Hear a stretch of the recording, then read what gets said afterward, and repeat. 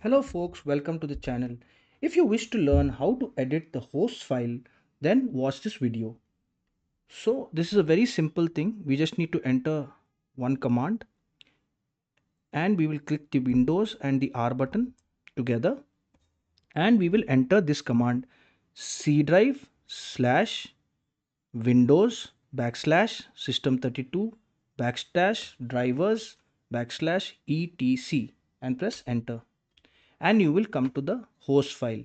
Now we need to open this host file. So how to do that? We will right click on it and we will open with notepad. It will not open with any other uh, this one program. So just click on just once. Now you can edit the entries here,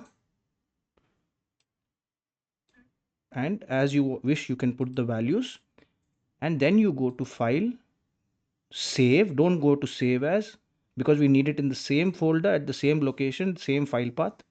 Click on save, and that is how you edit the host file. If this video helped you, then please subscribe to the channel. Enjoy your day.